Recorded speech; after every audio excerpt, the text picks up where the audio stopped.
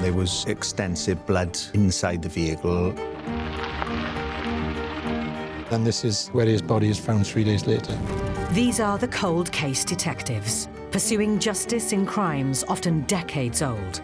A team of seasoned investigators and forensic experts at South Wales Police. Whatever's left in that profile could be the killer. They're committed to solving some of the most baffling murders and sex crimes which have gone undetected for years. I wish Dad was still here. He was taken away from me too soon. Using the latest developments in forensic science to uncover new evidence, they're determined to put some of the most dangerous criminals behind bars. The time will come where we will be knocking on their door and their world is going to cave in. You're under arrest on suspicion of rape. You do not have to say anything, but anything you do say may be given in evidence.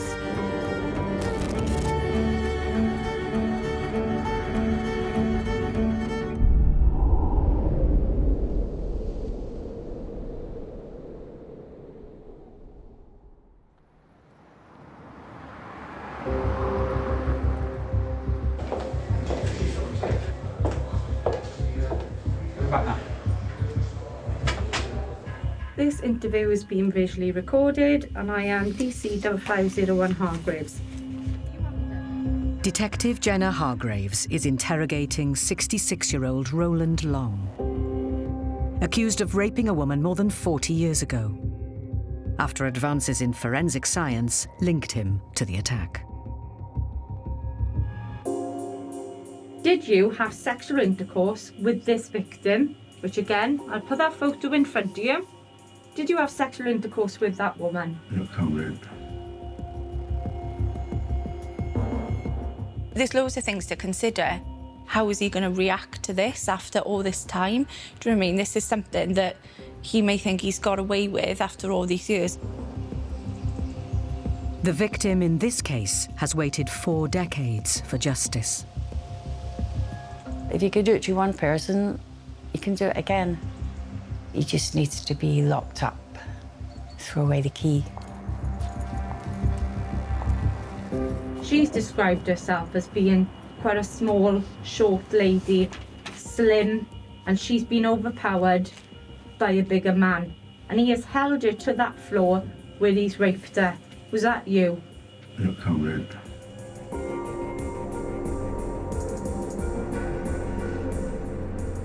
When you've turned her around on the floor and she's been lying on her back, you said, "No one says no to me." Are you a man that likes to be in control? No comment. Long's DNA was found in a semen stain left on the victim's skirt. His DNA profile was already on the national database because he had previously been convicted of a string of sexual assaults. Long gives no answers, but the questions keep coming. The victim said the male said to her, "Do as I say and you won't get hurt." Did you say that to the victim? No comment. How has your semen stained her skirt? No comment. What does a shrug mean? No comment.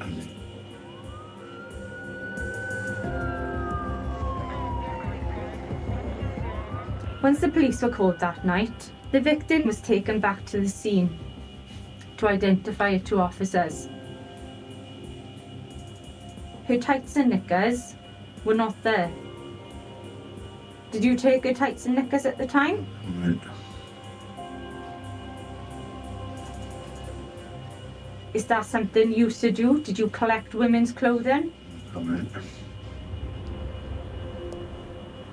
How old are you now, Roland? 66? 66. 66. So in August 1980, 26-year-old man. Young man with everything in front of you. There's now a case that your crime was caught up with you. No comment. You were waiting first day, first knock at the door. No comment.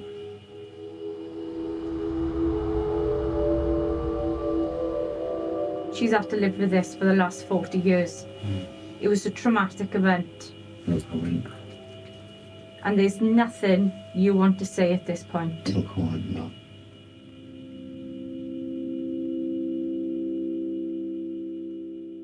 I was absolutely shocked when they told me that they'd found the man. I felt relieved, actually, but it's something I never thought would happen, you know, that he would be caught and or they'd find him. I was just completely shocked, yeah. And I don't know, I was just shaking a little bit because I suppose all these different emotions, it all comes back to you as well. And you know what happens, everything comes back, but you know, but you're glad that they've got him. So, fingers crossed, and he gets, you know, what he deserves. Yeah. Okay, the time is 16:20. Date is still the 15th of September 2020, and I'm stopping the recording. He's been quite quiet, not very talkative. I think he knows he's been caught. Especially, like I said, with the no comment interview, there's no explanation of what's happened. Yeah, he knows he's been caught. Long will have to spend more time in the cells while a decision is made on whether there's enough evidence to charge him.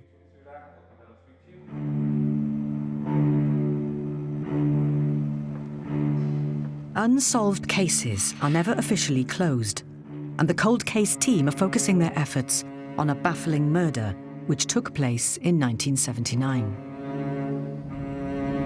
The case files are held deep in the police archive. Taxi driver Jack Armstrong was bludgeoned to death, but his killer has never been caught. It's vital that today's investigators understand what was done by their predecessors on the original investigation before they can get started looking for new evidence. Here we have in storage the boxes containing the original documents from the inquiry in 1979. There's approximately 50 plus boxes full of the old documents. This reflects really the amount of work that went into the original investigation in 1979. Now I know in total there's over 1,000 statements were taken, and in the region of 3,000 actions that were raised for officers, investigating officers who were out on the ground to conduct inquiries.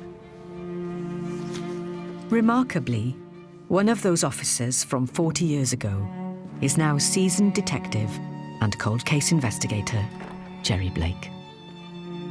Back in '79, I hadn't long joined the police force. And in particular with Jack Armstrong, I remember that it was a very difficult inquiry. I recognise some of the faces, of course, they're all a lot older now. On the left is Billy Bryant wearing his Welsh Guardsman's tie, Smudger Smith, Gordon Smudger Smith, and Mr. Viv Brooks, all looking very, very young in the day. To have somebody like Jerry who was part of the initial search, and then to be looking at a forensic review some 40-odd years later is invaluable. As a young police constable in 1979, Jerry searched for the missing taxi driver. Jack Armstrong's car had been found abandoned on a dead-end lane with its interior covered in blood. But there was no sign of the missing 58-year-old family man. 50 detectives are still working on the inquiry, and the thing is still very much ongoing. When Mr. Armstrong was reported missing, quite clearly, everyone who had any contact with him had to be seen. So that was a big exercise, and officers were pulled in from everywhere to go and follow up and contact these potential witnesses. And that's what we did. And of course, being a taxi driver and quite a sociable man as well, lots of people were seen. Inquiries did produce a local witness. In 1979, Garth Crandon lived in the village near where Jack's taxi had been found. I'd been for a walk with the children, and I was pushing the two of them in the pram. The car came by me very, very close, very carefully, and just went slowly by. But I thought to myself, why is he coming here? Because there's only 2 families on the moors, and it's a block end. Cars didn't come along here, so there was something odd about it without me knowing exactly what it was. The police asked me if I noticed anything about the driver. Did I see the driver? Well, I can't honestly say that I saw the driver because I was so concerned with the safety of the children. And as the car came close by me, all I saw was his arm and his shoulder, and of course he was sitting back in the seat. Really speaking, I couldn't see his face at all. Of course, standing here now, we're about half a mile from where the taxi was found. You know, it's quite disturbing, really.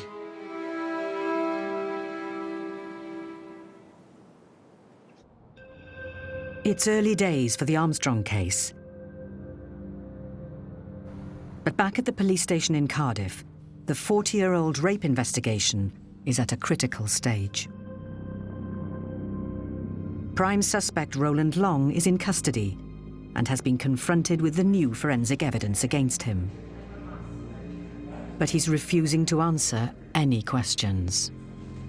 Okay, Mr. Long, we're now going to give you some bail. The decision to release Long on bail is a bitter blow for the investigating team. Despite what seemed like overwhelming forensic evidence and his refusal to provide any explanation, the Crown Prosecution Service decides there's not enough evidence to charge Long. Okay, so between now and the bail date of the 13th of October, I need you to adhere to 2 conditions. The pressure is on now to gather as much evidence as possible in order to get this charge and then further on down the line a conviction. It wasn't just about the DNA. We need to have that wider picture. Like I said, it's finding out, was he in Cardiff at that time? What was his connections to Cardiff? Was there any connections to the victim? Although he's got no comment in interview, we still have to explore those avenues and we still need to conduct the rest of that investigation. So the pressure is on to get this right.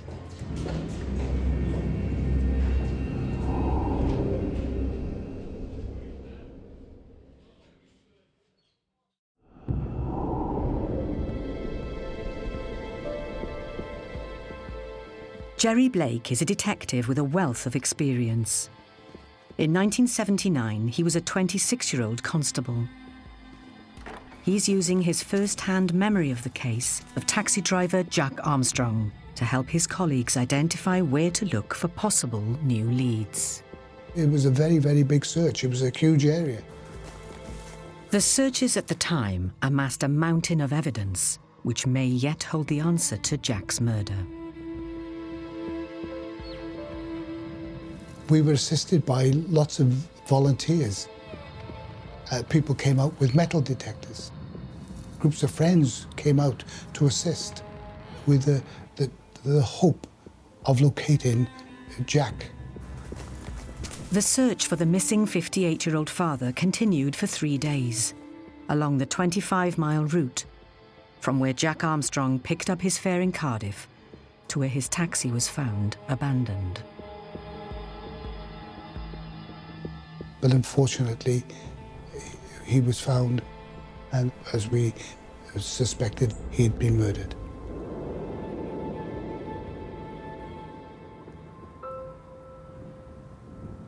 Jack Armstrong's body was found 5 miles from his taxi, and it was suspected he had been killed with a hammer. The motive: robbery.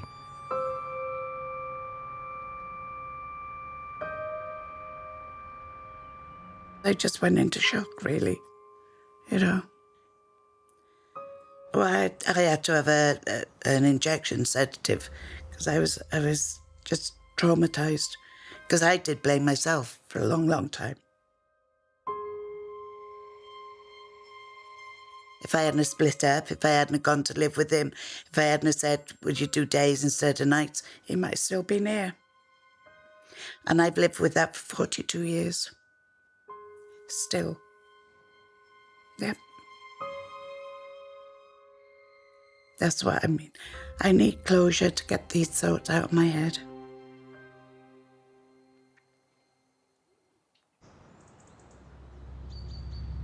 Getting justice after all this time is what motivates the cold case detectives. Here we are, Pat. This is the scene of the deposition of the body. In 1979, it looked like that. Right. Not a lot of difference other than this is October, the ferns are dying back. So from an undergrowth point of view, there's more growth and there's more material here now than there would be in October when this was taken.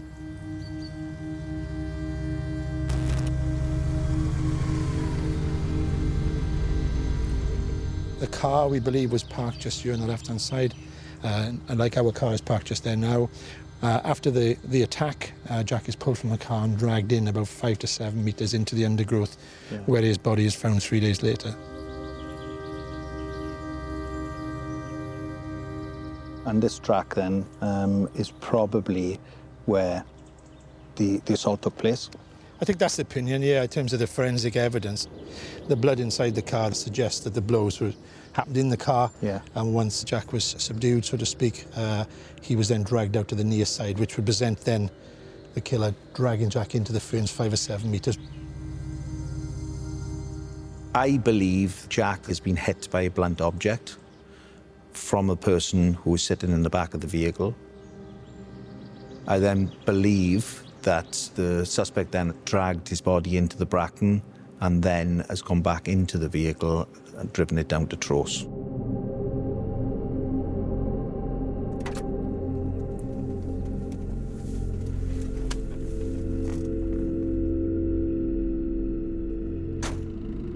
The thoughts I have in my head of how it happened, I can't get out of my head.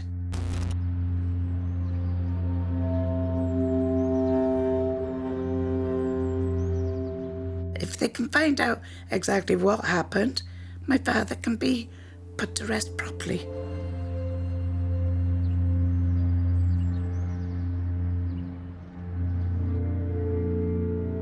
The investigation at the time was a thorough investigation. So for me, what's going to detect this is DNA, is the forensic route. The focus for the team will now be on determining which of the many 40-year-old exhibits held in the police archives might best yield traces of the killer's DNA. And they have reason for optimism, as the same forensic techniques have already identified a suspect in the rape case from 1980. Roland Long's semen was found on the skirt of his victim. He's refusing to answer questions, but the cold case detectives still need more evidence if they're going to be able to charge him with the crime. Detective Jenna Hargraves is under pressure to find more evidence that supports the DNA result and further incriminates Long. We managed to locate an old custody photo. It's important that we paint this picture of what Roland Long looked like then. You know, a jury is going to see this older man standing in front of them, not the young sort of fit lad that he was then. I've taken a statement from a witness who has detailed that in the 80s, when she was in a relationship with Roland Long, that he used to go out late at night and actually come back stating that he'd been with other women, and women's items were regularly found in his vehicle. In this case, what happened in Elm Street Lane, the victim's tights and knickers were never recovered. So it builds that picture, really. There is also significant new information about where Long lived and worked at the time of the rape attack. It's such a short walking distance to the scene. When it comes to his address, it was minutes from the scene, workplace, minutes from the scene. After the offence was committed, the suspect runs on, jumps over the wall. He knew where he was going, he knew that area. You know, he could jump over the wall, knowing that that could take him to another route to flee the scene then. Bear in mind, this offence has occurred at 11 o'clock in the evening. We have located a petrol station that he was working in the 1980s. And we know that he used to work a lot of evening shifts.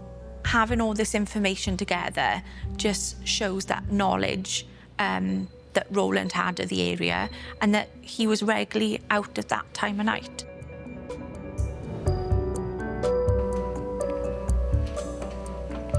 With this extra evidence, Jenna has done everything she can for now.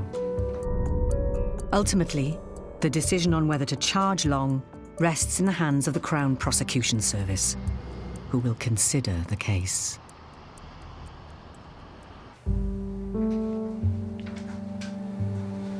Deep inside the police archive at a secret location in South Wales are boxes of evidence from the taxi driver murder case.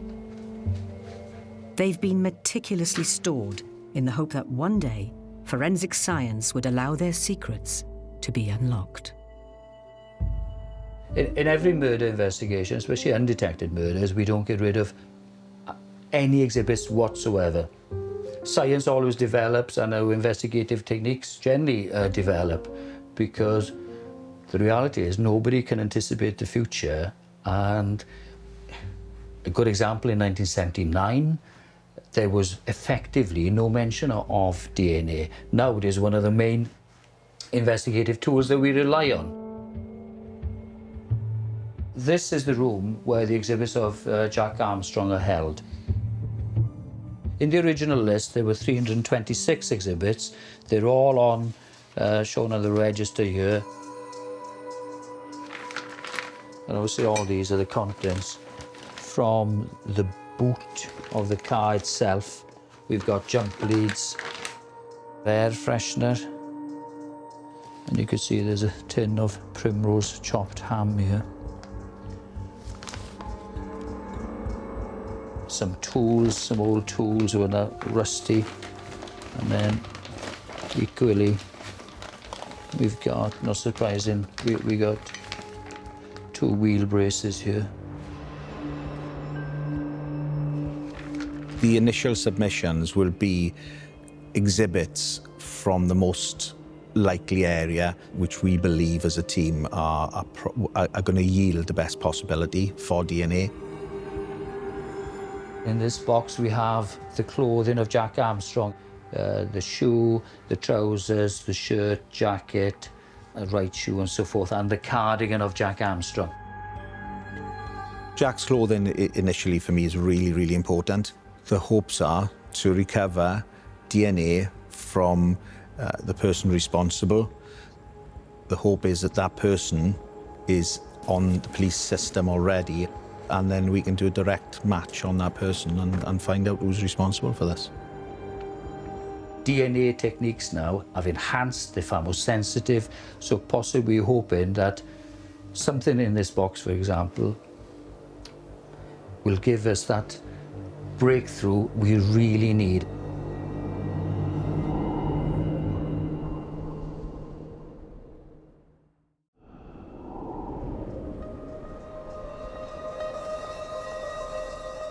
New forensic testing is about to begin on the clothes of taxi driver Jack Armstrong, who was murdered over 40 years ago. Detectives believe that the killer may have dragged him by the legs before dumping his body. We're sampling the socks that Jack Armstrong was wearing when he died. He had to be moved from the car out to where he was found, and the perpetrator would have had to have handled him somehow to get him out of the car. So we're targeting the areas we think may have been touched by the perpetrator. The person responsible for this is a danger to the public, and there is a possibility this person responsible is still alive. We're also looking at the trousers for any damage. Damage really, has that been caused potentially by somebody grabbing at the clothing and pulling him out of the car? If it has, can we sample around those areas and submit that for DNA profiling in case there's any DNA from anybody that's touched around and caused that damage? When you're so involved in a case, whether it's cold case or a current case, and you send off samples just waiting for that DNA profiling to know whether you've got a match, and so much depends on those results, the waiting can be horrible.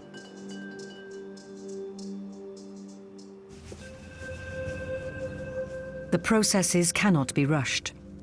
But in the 40-year-old rape investigation, Detective Jenna Hargraves urgently needs to speak to the victim. Hello. Hello, how are you doing? I'm good. Good, good. Come in. Come in, thank Yes. you. So how have you been? Good, yeah. With such important news, Jenna wanted to give it face to face.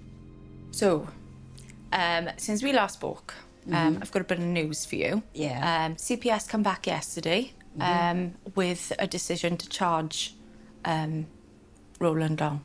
Wow. Okay. Oh, amazing. So we'll, so he's going to be charged with rape. I know it's, you know, it seems like such a long process. Yes, and it's such a journey. Yeah, but it's amazing. To get this result now, I'm just, honestly, I'm so pleased to sit here and be able to tell you that this is the outcome.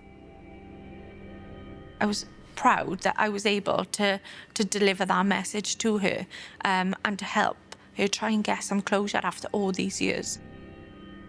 So the plan now is for me to go to his home address this week and hand deliver that charge to him. The victim has waited 40 years for this news. But there's still a long road ahead. After decades of getting away with his crime, Roland Long will now face justice. Morning, Roland, you right? Hi, Roland. No. Roland, obviously, back last year, you were arrested and brought into Cardiff custody, yeah? In relation to the rape going back in 1980. The case was taken to CPS, Roland.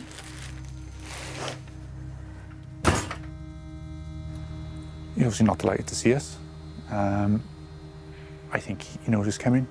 I think he's been waiting for us to come and he knew this day was his day of reckoning, but in court would ultimately be sort of where we're heading. He's been arrogant throughout our dealings with him previously. He was the type, really. While Roland Long waits for his case to be heard before the courts, in headquarters, Jenna debriefs her cold case colleagues on the operation to charge him. I was a victim. I was just about to say, there was I know you've been an in touch. outpouring of emotion when she was first told, which makes it, you know, worthwhile what we're doing. Oh, definitely. Yeah. Like, can you imagine having that knock on the door, like 40 years down the line, saying, oh, we've got him? Like, what message does that send out to our victims? You know, yeah, we are still working on this. We're trying to get that result for you. And also potential perpetrators and as well. Perpetrators, yeah. Always keep looking behind your shoulders because we're not far behind. So, it sends a message out, doesn't it? You know, with a victim in this case, she's just pleased that we're on top of this and we've got someone for her.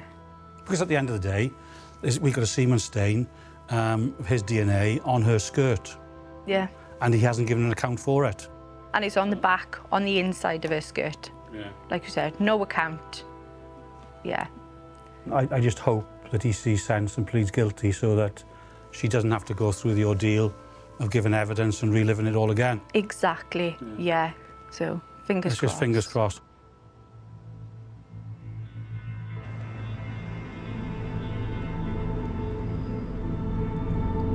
It's an anxious day for Detective Jenna Hargraves and the team.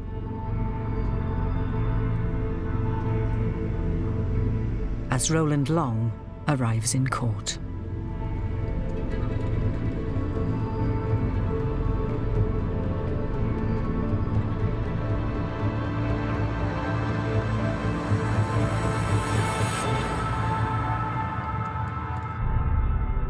Despite the powerful evidence against him, the team's worst fears are realised as Long pleads not guilty to the charge.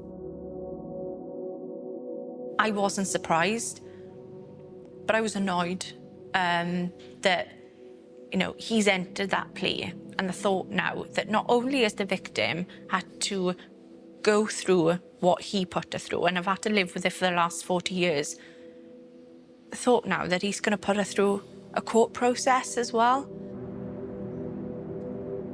But there is a little bit of welcome news for the team and the victim. Despite him entering that plea, the judge was not happy that he was released on bail, so she decided to remand him, which I don't think he was expecting. It was a big shock, but fantastic. She clearly sees that concern and worried possibly about any reoffending.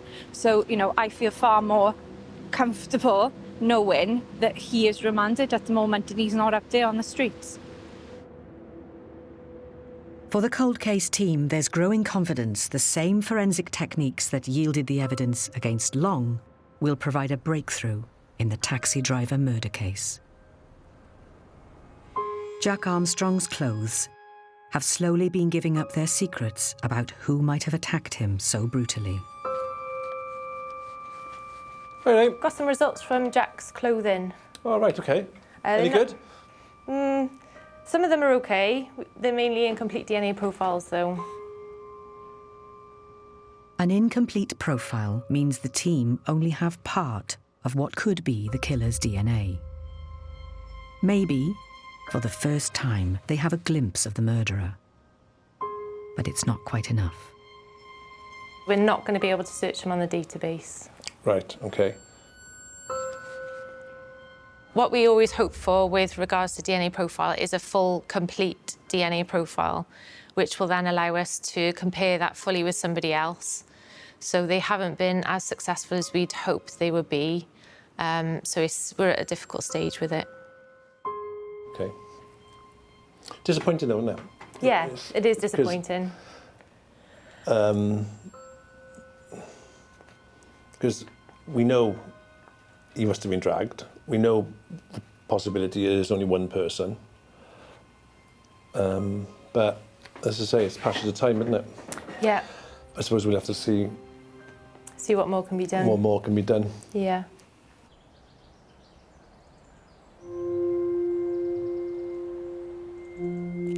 Back at the scene of the murder, for the man leading the hunt, it feels like they are so close and yet so far. In cases like this, you need a little luck. And right now, it's not coming. This is a disappointment, but it is the reality. This case is over 40 years old, and it's expected in this, but we will keep going. There are ups and downs in the reinvestigation and reviews. You get your highs and you get your lows, but it's the motivation to continue. Okay, there may be setbacks, but look for the next possibility and remain optimistic.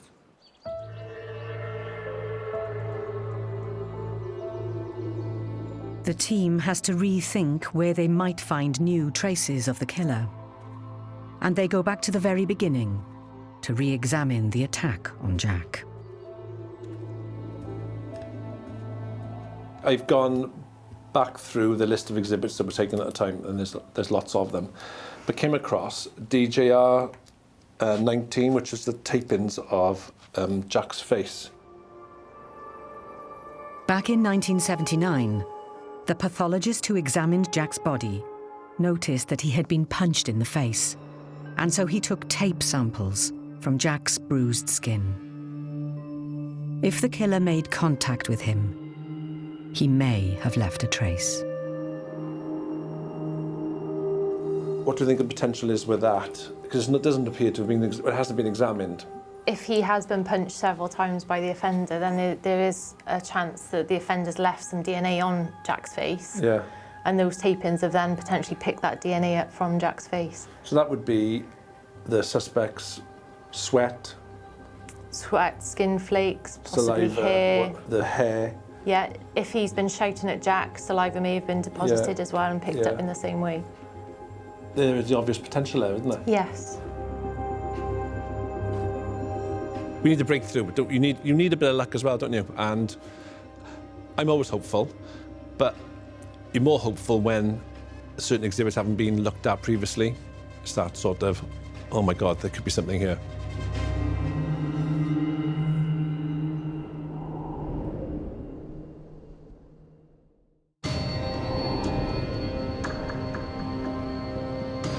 The cold case team have pinned their hopes that tapings taken over 40 years ago from Jack Armstrong's face and never analysed before might contain the DNA of the man who viciously assaulted him.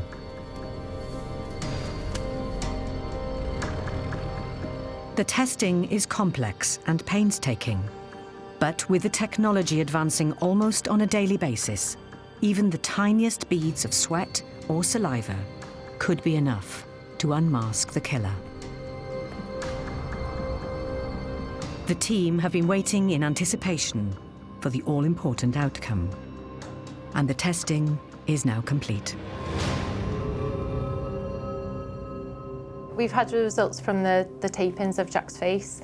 Unfortunately, there's no profiles obtained at the moment that could potentially identify an offender, so it is quite disappointing, but there is further work that could be done, possibly in the future. With this case, it's quite unique in that we still have all the exhibits, we still have all the documentary, the 50 boxes that have been mentioned, so it's a good case, I believe, to keep looking at. There's still work to be done. We owe this to the public. We owe this to the victims of these horrific crimes to keep going. Science will move on in 5 years, 10 years. Patience, determination, motivation. South Wales Police will never give up, and we will find somebody responsible for this. While investigators remain positive, the fact that tests have failed to produce any new clues is difficult news for Jack's family, who've longed for a breakthrough. Whoever it was, he had no right to do that. No right whatsoever. Nobody's got the right to take another life.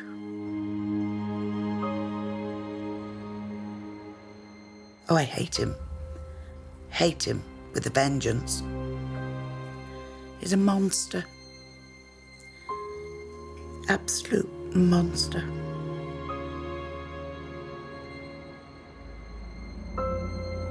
I wish Dad was still here. He was taken away from me too soon. I just hate to think that he suffered like he did, because he must have done. And he is missed by a lot of people, even now.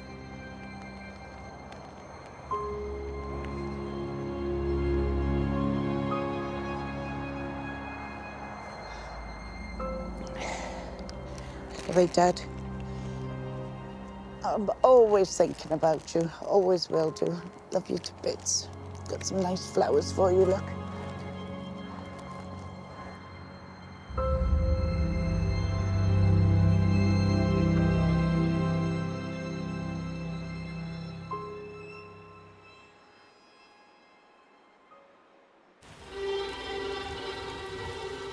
As the cold case team deal with the disappointment of the Jack Armstrong murder, there's unexpected news in the 40-year-old rape case. The trial was due to start in 4 months' time, but the accused, Roland Long, has suddenly been brought to court.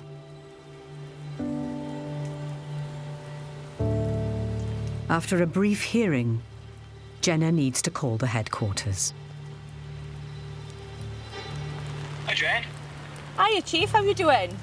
Yeah, good, thanks. How are you? Not too bad. Just ringing you with some good news. Roland has changed his plea to guilty. Oh, that's fantastic. Oh, I'm over the moon about that.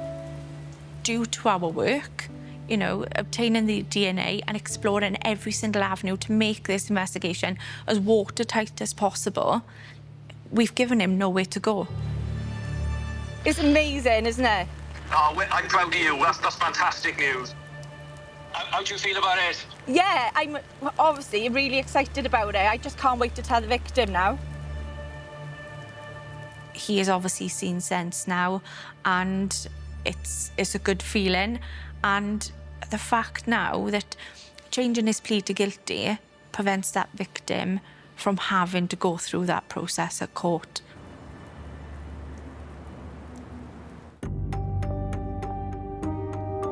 Two months later, the team are all in court to see Long sentenced for his crime. It's the culmination of months of hard work. I feel sick to my stomach, if I'm honest. The fact now that we're bringing the victim into the courtroom to be able to hear that sentencing, I feel nervous for her. For the first time, it's revealed to the public that Roland Long is a serial offender, with previous convictions for a string of sexual assaults, violence, and making indecent images of children. The judge is in no doubt that he's a dangerous man. Long is sentenced to 12 years in prison, and given his age, may never be freed. Thanks to the application of advanced DNA technology, Roland Long was identified as the person responsible and has now been brought to justice. His previous offences, I was so shocked. What a horrible, horrible man. He deserves to, you know, be locked up. And people are safer. It's almost 42 years and now I can just forget about it. Really pleased with the sentence, very, very pleased. It just shows that we never give up, police never give up, and it's given me that satisfaction. It's something I'm really passionate about. It's something that I feel is never forgotten. We're constantly looking to bring people to justice no matter how long has passed. And I find it really satisfying when we get a result like this as well. It's quite difficult, I find it, putting my emotions into words. I feel quite proud to be part of this organisation, proud to be a part of the team that I've been working with to get such an outstanding result really for the victim. I'm just really happy about it, really happy. When we started this off, I didn't know if we were going to be successful. I really didn't.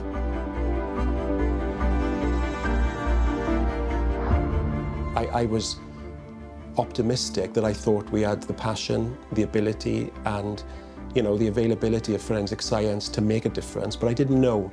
But now, all I can say, I am immensely proud of the team, and I remain really hopeful that we're going to bring further people to justice. So this is not going to stop, we're going to carry on.